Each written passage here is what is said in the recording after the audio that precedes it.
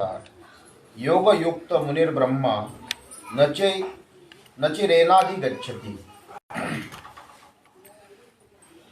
भगवान, ये जीवन ही सबका सब कर्म योग के ऊपर है। कर्म रावण के सानिध्य में रहने वाले लोगों ने भी किए और कर्म राम के सानिध्य में रहने वालों ने भी किए।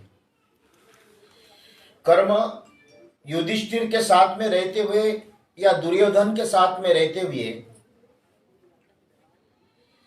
ये कहीं ध्यान रखना चाहिए कि हमारा कर्म क्या है। और कर्म वह चाबी है मनुष्य के जीवन में। इस ब्रह्मांड का हरेक ताला खोलने की क्षमता अगर कहीं है तो वो कर्म है। अगर वह कर्म में ज्ञान है, कर्म में संन्यास है,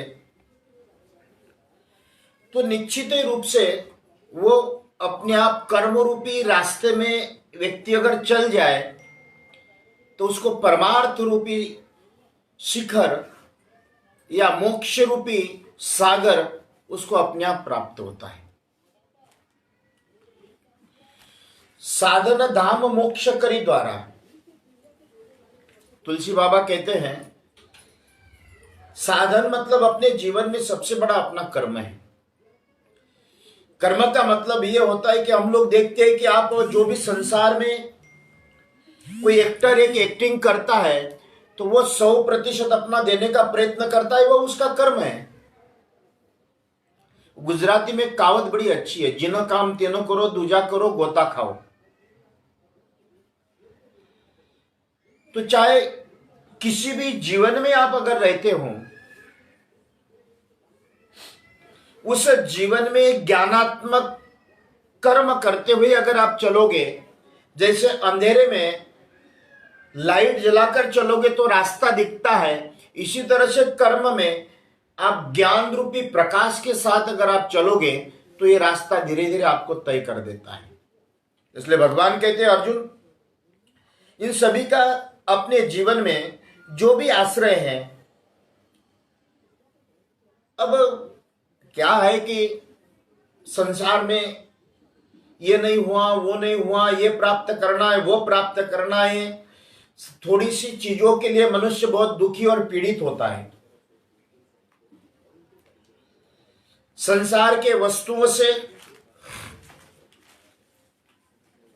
वो कहते हैं ना कि एक व्यक्ति, उसको लगता था कि मैं चोरी हो जाऊंगा, तो उनके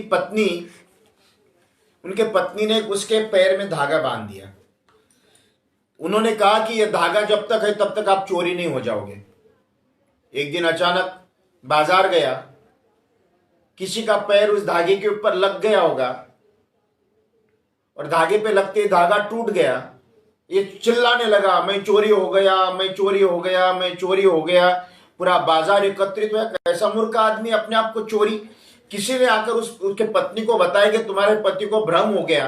पत्नी आई, बोले नहीं चोरी नहीं हुआ, मैं अभी करती हूँ। वो आई, वापिस उसके पैर में धागा बांध दिया।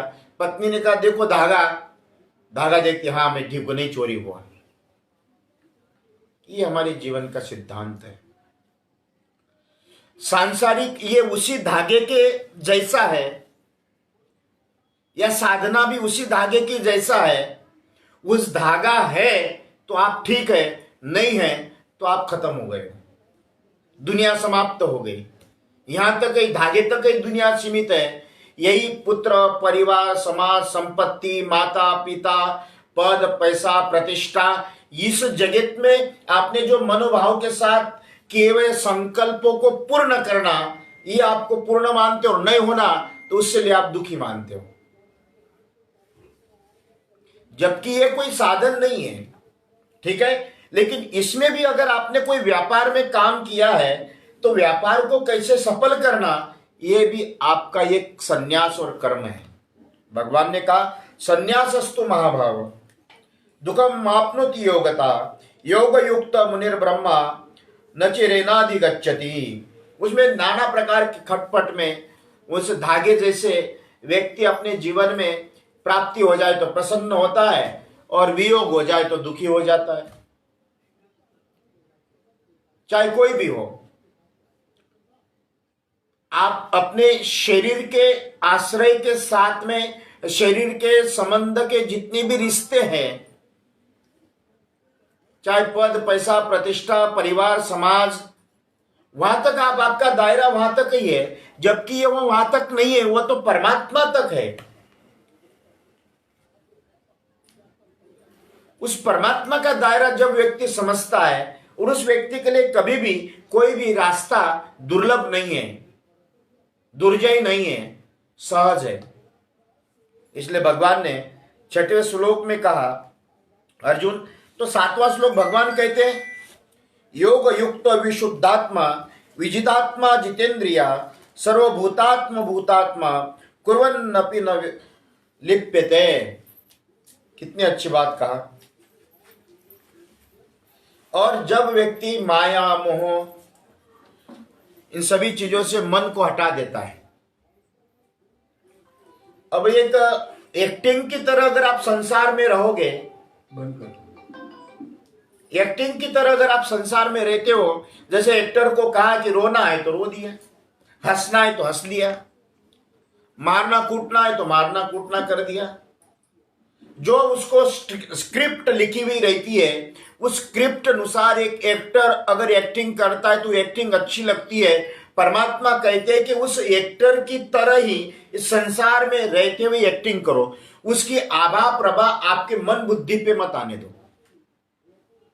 ये माया मोह मुक्त कहा गया। योग युक्त विशुद्धात्मा विजितात्मा जितेंद्रिय, जितेंद्रिय बना।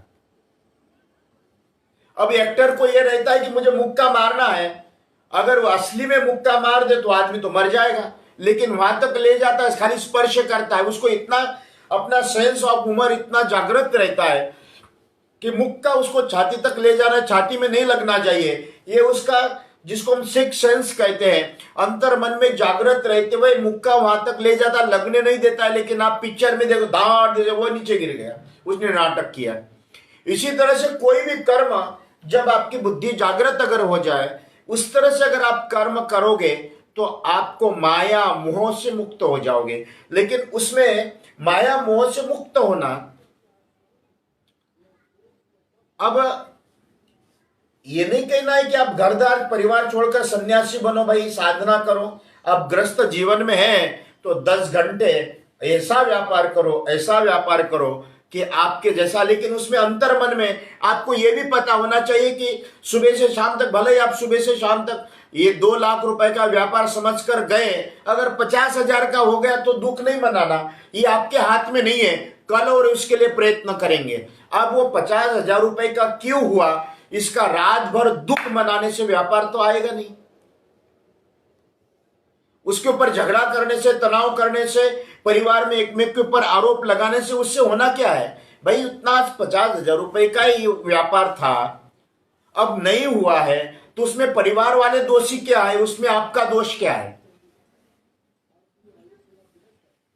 तो भाई दूसरे दिन उसके ऊपर प्रयत्न करो। दूसरे दिन सुबह 9 बजे से शाम को 7-8 बजे तक आप जब व्यापार में बैठे हो तो उस समय इतना प्रयत्न करो, इतना प्रयत्न करो कि आप ऐसा लगे कि आज 50 का 3 लाख रुपए का व्यापार कैसा हो।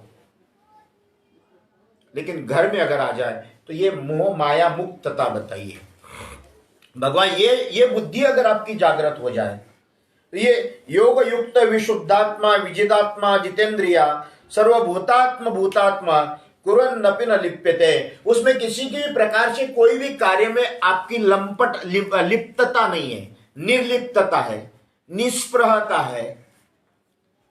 और जिस दिन आपके मन में निष्प्रहता आ जाए और अपने सदगुरु संत इनके सानिध्य में रहते हुए आपके मन के मैल अगर धुल गए, शुद्ध कर लिया, किसी भी प्रकार से राग नहीं, द्वेष नहीं, निंदा नहीं, कोई भी प्रभाव, आभा प्रभाव, सांसारिक प्रहार या प्रेम आपको दुखी नहीं करता है, इस तरह का अगर आपका मन बन गया तो भगवान क्या कहते हैं, उसी तरह से काम होता है जैसे किसी समुद्र में नमक डाल दो, वो नमक पूरे समुद्र में अपने आप फैलने लगता है। इसी तरह से अगर आपके इन सारी चीजों से मन बुद्धि अगर हट जाए तो उसी तरह से उस परमात्मा रूपी सागर में ये आत्मा अपने आप ही प्रवाहित हो जाती है। अगर आत्मा को प्रवाहित करना है, सर्वभूतात्मा भूतात्मा, क्या कहा? सर्वभूतात्मा, सभी जगह पे। एक में वो कहता है कि सब के सब मेरे अंदर, वो जो यथा पिंड तथा ब्रह्मांड जो कहा। एक मैंने योगी देखे थे, शुरुआत के योगी थे, हिमालय में रहे, मुझे मिलते थे, साधना के बारे में चर्चा होती थी। वो मुझे कहते थे, महाराज मेरे नाभि में अमेरिका दिखती है, जापान दिखता है, इंग्लैंड दिखता है, ऑस्ट्रेलिया दिखता है, सबका सब मुझे अपने नाभि में दिखता है। भाई अब दिखता नाभ इंग्लैंड व नाभि, लेकिन है तो उसी में सब। ये तो सत्यता होनी चाहिए। ये सत्यता का आभास करने के लिए आपका भाई जब नाभि चक्र जागृत हो जाए, आज्ञा चक्र जागृत हो जाए, विशुद्ध चक्र जागृत हो जाए, अनाहत चक्र जागृत हो जाए, या मणिपुर या मूलाधार, आप हरेक चक्र की जागृति हो जाए तो चक्र की जागृति आपको ब्रह्मांड की अनुभूति अपने अंतरात्मा शरीर में करा देती है। शंकराचार्य जी ने ये कहा, एकम ब्रह्म द्वितीय नास्ति, या जिसको कहते हैं कि हम लोग या सभी प्रकार से हमारे पिंड में पूरा ब्रह्मांड बसा हुआ। आप अगर देखने लगोगे, आप साधना करने वाले लोग, साधक अगर हैं, तो अपने शरीर में भी सबके सब चीज यहाँ बैठे बैठे आप अपने आप को आभास कर सकते हैं। यहाँ बैठे बैठे लंदन देखो, अमेरिका देखो, ऑस्ट्रेलिया देखो, चाइना देखो, भारत का हर एक गांव देखो, अपने आप इस शरीर में दिखने लगता है। राम देखो, कृष्ण देखो, लेकिन उसके लिए परमात्मा क्या कहते हैं? योग युक्त विशुद्धात्मा। अगर योग मार्ग के साथ में चलते हुए आपकी आत्मा अगर शुद्ध हो जाए, आपके मन बुद्धि के ऊपर इस संसार का कोई भी आभा प्रभावित न करे, नहीं तो किसी ने, अब भाई आपको अगर क्रोध दिलाना है तो कोई आसान बात बहुत सहज है, थोड़ी सी चिमटी खोड़ दो, आ जाएगा क्रोध। मंदिर में बैठा है, लात लग गई तो भगवान के तुम आप भूल जाता है, अरे मूर्ख है, गधा है, अंधा है, दिखता नहीं। अब भाई तुम भगवान के पास भगवान का ध्यान रख, उसने कोई जानबूझ के तो लात मारी नहीं। इसी तरह से हम लोग अगर देखते हैं तो संसार की कोई भी क्रिया प्रक्रिया श्रोता हो, उसका प्रभाव आपके मन पे न होना, ये माया और मोह की मुक्तता है। जिस दिन माया मोह की मुक्तता हो जाए, वो सबसे अपने आप उसको आत्मस्वरूप कहा गया। इसीलिए वो हमारे आद्य शंकराचार्य जी महाराज कहते हैं, चिदानंद रूपम शिवोहम शिवोहम।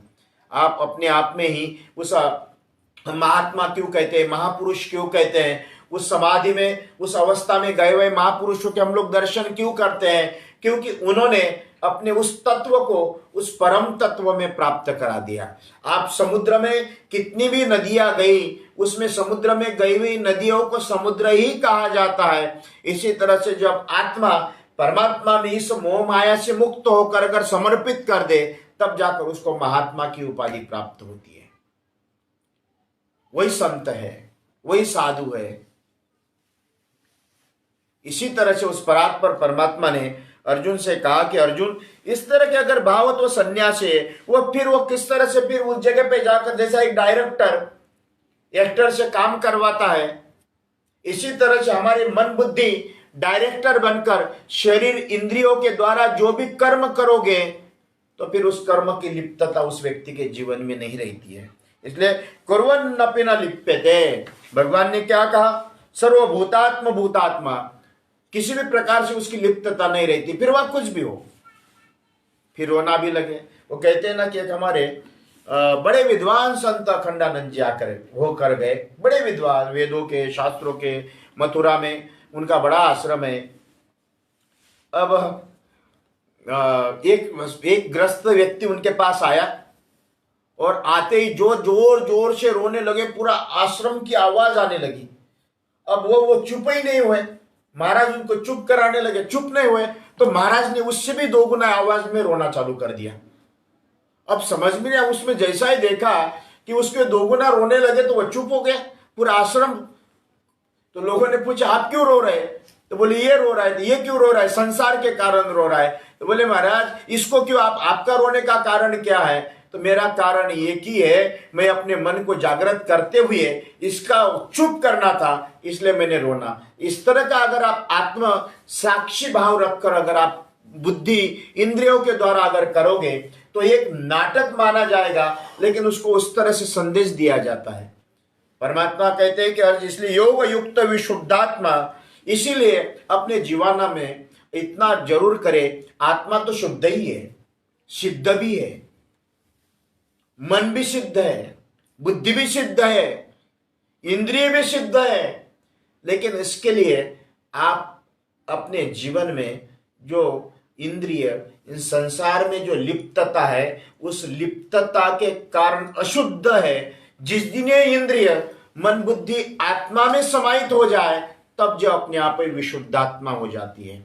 आप कभी, मैं देखो बताऊं, गंगा में बहने वाली गंगा जो गंदगी है उसमें कभी स्नान नहीं करते हो, उसका कभी आचमन नहीं करते हो, उसका कभी भी पूजा घर में जल नहीं रखते हो, मरते समय उसके 2 बूंद मुंह में नहीं डालते हो, कारण वो गंदगी है श्रोताओं। लेकिन वही गंदगी जब गंगा में जाती है तो वो गंदगी आप नहीं देखते हो, आप अपने आप ही वो जल पूजा पाठ करने लगते हैं। भगवान ने यही कहा कि अर्जुन अपने शरीर में उस परम तत्व की अनुभूति प्राप्त करने के लिए आप इंद्रियों की जितनी भी गंदगी आपने संसार में पुत्र पौत्र नाती पोती घर दार परिवार, इनको सभी पद पैसा, इसके लिए जितना आपने परेशान हुए हो, उस परेशान होने की जरूरत नहीं है। परेशान करने के बजाय उसमें रहते हुए भी वो कर्म करते हुए परमार्थ करो। यही अपने जीवन की विशुद्धात्मा है, यही परमात्मा है, यही परमार्थ है, यही परम पद है। ये परमात्मा को प्राप्त करने का सहज साधन है और यही आत्म तत्व की अनुभूति प्राप्त करने का एकमात्र लक्ष्य है। बस आपके इंद्रियों को शुद्ध करते हुए साधना के मार्ग, साधना भी मत करो। शुद्ध कैसे करें? दूसरों का दोष न देखें, दूसरों की निंदा न करें, दूसरों पे हंसे नहीं, और आपके ऊपर भी कोई हंसे, आपकी भी कोई निंदा करे, आपके ऊपर भी कोई आरोप लगाए तो अपने आप को शांत रखना, ये शुद्ध आत्मा के लक्षण है। हमारे एकनाथ महाराज के ऊपर 108 बार एक व्यक्ति थूका, लेकिन कोई प्रभाव नहीं। 109वीं बार वहीं जाकर खड़ा हुआ, वापिस महाराज आप 109वीं बार थूको, मैं गोदावरी के स्नान करना चाहता हूं। हमारे अजय तुकाराम महाराज खोलते हुए पानी उनके ऊपर शरीर पे डाल दिया, विट्ठल विट्ठल किया, शांत हो गया। ऐसे कई बातें आती है। वो जो संत ज्ञानेश्वर महाराज इतना प्रताड़ित किया, प्रताड़ित करने के बाद भी उन्होंने दुआ जय खड़ांची वेंकटे सांडो तया सत्कर्मी रति वाड़ो भूता परस्परे जोड़ो मैत्र जीवांची। मैं ज्ञानेश्वर महाराज ने यही कहा कि गाय खाती है ग्रास, देती है दूध, यही इंद्रियों की शुद्धता का प्रमाण है। आज का समय इतना ही। कृष्ण कन्हैया लाल की जय।